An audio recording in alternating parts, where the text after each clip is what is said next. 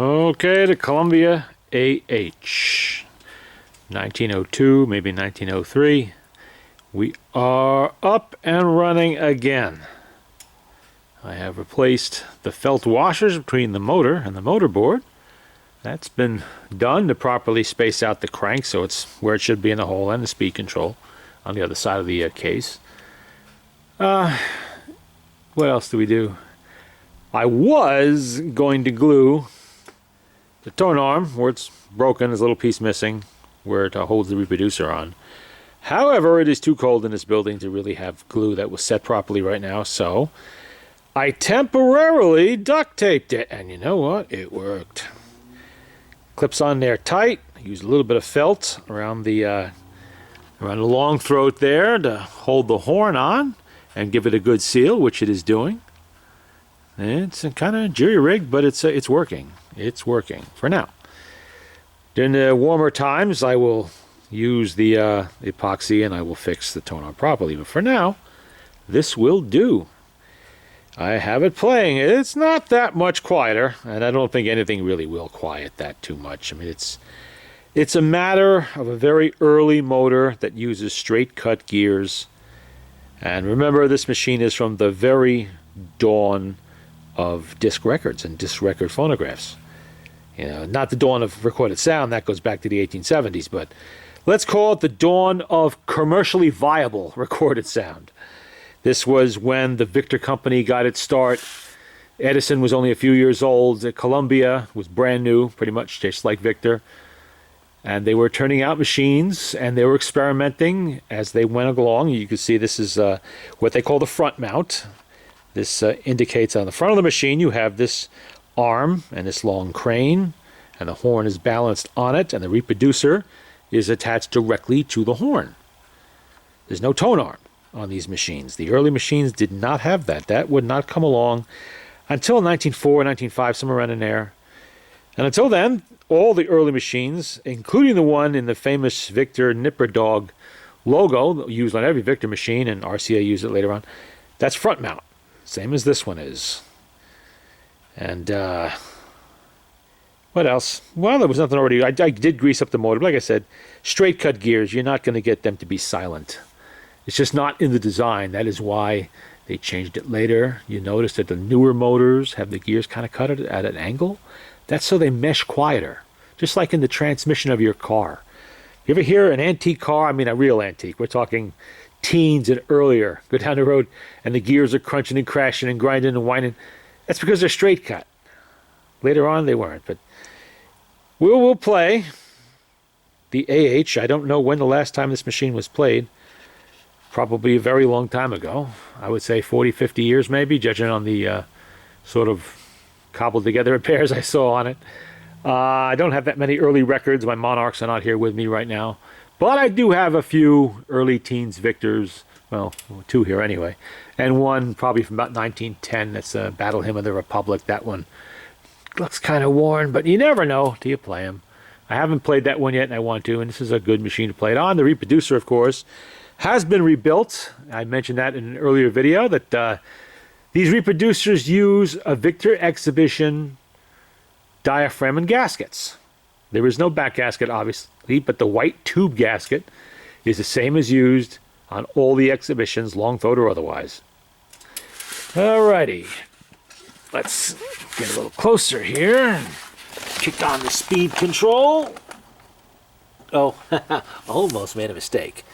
I have to put the camera down for this. It's sort of a three-hand job because there's no rest for the tone arm.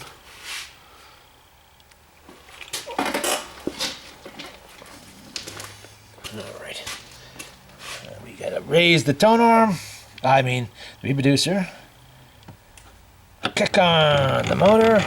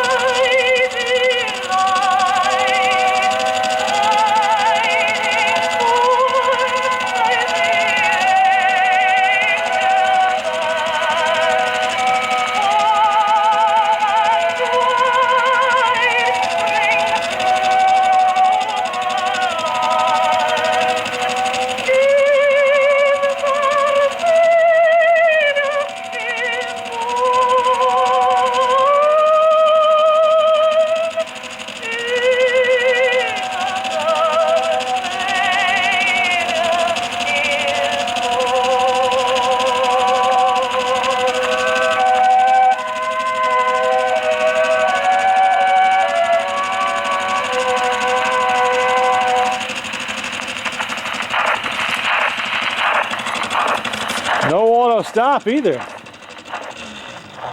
Just push in the button. One thing I do have to remember to do is remove the needle immediately because, like I said, there's no stop. I mean, there's no rest for that needle, except kind of on the edge of the motor board. I don't want to make holes in it.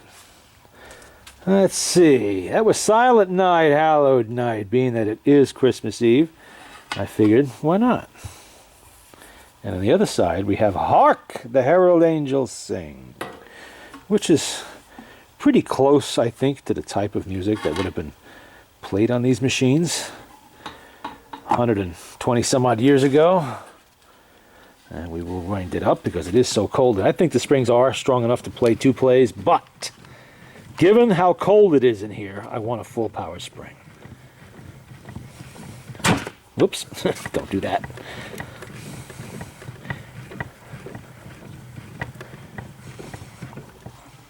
Okay, that's good enough. Now I gotta put you down for a second while I fish out another needle very carefully without stabbing myself. Put it on that reproducer. These are not the most user-friendly machines at this period. They would get easier later on when they sort of improved things and changed things. Okay, this is the Trinity Choir, by the way. Christmas hymn. Okay.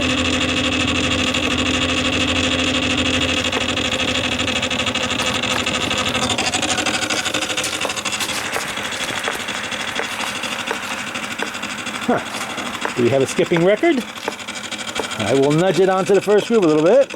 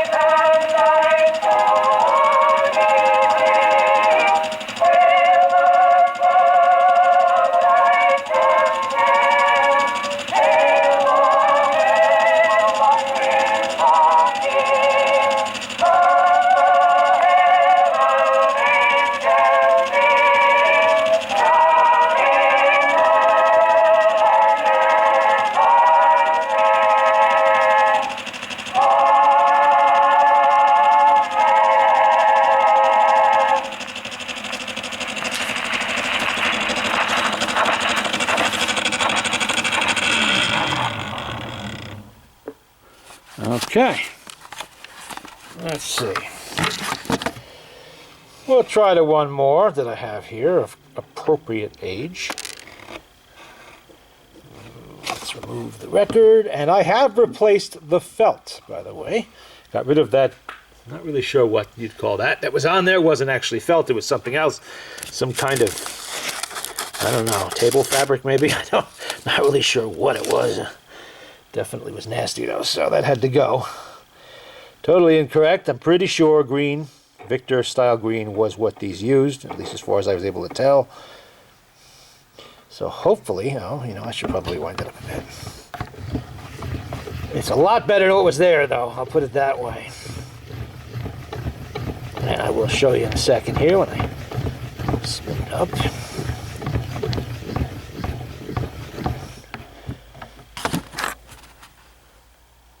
We got nice green felt, brand new. That should be on there. Okay, we have Frank C. Stanley, Battle Hymn of the Republic. Victor 4784, Victor Talking Machine Company. This is an old one. So, put that on there. Oh, I forgot the needle, didn't I? Yes, I did. I think. It's because my fingers don't want to put it on there. Such a high probability of being stabbed over here with this. Oh, well, get in there. Of course, these are round hole. No fiber needles in these early... Oh, wait, I did put one on there, didn't I? Duh. Okay, we're set. Let me spin it up.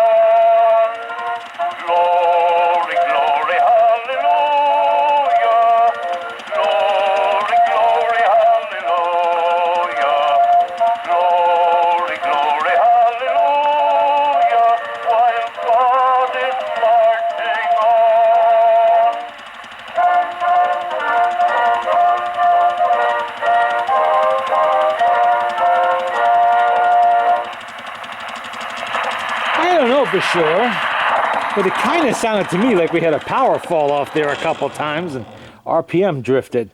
Well, maybe that's just the singer's style. I'm not really sure. It didn't seem like the motor pitch changed any, and with a noisy motor you can usually hear that. Well, maybe it's just the one record. Anyway, those are the records I have selected, just 3. Is Kitty Cat gonna let me sit down? No, I guess not. Okay. And there you go. That is the Victor I'm sorry. I'm used to Victor. Columbia AH phonograph. And one word about these. Now, I probably could make that motor a little quieter, playing with the gears a little bit. But with something this old, in this condition, I am loath to do anything to alter it in any way that can't be undone. And screwing around with brass gears and files is a really good way to cause even more problems, so I'm willing to live with the noise, as I suspect there was plenty of it to start with. because machines like this in this condition are rare. They're all front mounts are rare, all of them. They only made them for a handful of years. In the very earliest years, more efficient models would come along later on, and a lot of these would be, you know, relegated to the dump or the attic or just lost here and there over the years, broken. Especially machines with pot metal parts like this one has. That entire arm assembly there is pot metal, as far as I can tell. And it hasn't crumbled, it hasn't cracked. Well, it broke there on the reproducer, you know, but that's it. Everywhere else it's still solid. And they're pretty delicate, very thin castings. Something falls on that, you drop it, it's broke, it's done. And there's no fixing it. And not really. I don't know if glue would really hold something that thin, supporting the weight of the whole horn. These things in today's money, back in 1902, you had to be pretty wealthy to afford something like this. In today's money, it's thousands of dollars. You know, in today's money. Back then, it was a tremendous amount of money. And that's why they're ornate the way they are. They're not just simple box machines. These were made for upscale households with lots of fancy furniture and nice decor. They had to fit in. You know, they were brand new. This was the new technology. This was the new toy, the new smartphone or whatever of its time. And, you know, this is something that nobody had ever seen before. Wow, we could have music in the home, and we don't have to bring the symphony orchestra right into the parlor. We can just put a record on this machine and it'll play us music. That was a big deal in 1902. Really big deal. And this was something that they could not make them, even as expensive as they were. They couldn't make them fast enough. People were lined up to buy them, and it would be probably not until 1908, 09, 10, 11, when the first Victrolas started coming along and Victor started offering lower price models, that the average household would really be able to afford something like this, or a phonograph of some kind. You know, this is not the base model by any means. That was the AJ, I believe it was, and even that one was a very expensive machine. And to have survived in this condition is pretty damn rare by itself. Like I said, this was apparently a one-family machine, and I'm the second owner. So, you know, outside that, the family had it first, then me, now me. So I certainly don't want anything to happen to it. But really, really nice machine. I'm glad it's back performing. And once warm weather comes around, I will properly epoxy that broken piece back onto that arm and get rid of the tape on there. You know, I know it's not really noticeable, but I notice it. And I don't want that part getting separated somewhere down the road and getting lost. So a little epoxy, get it back on there, get it right, and it'll be fine. But it is actually functional again. It's alive again. And I'm sure that the family, whoever they were, would be happy to know that. But there you go. The AH Columbia. Dawn of the century. The 20th century.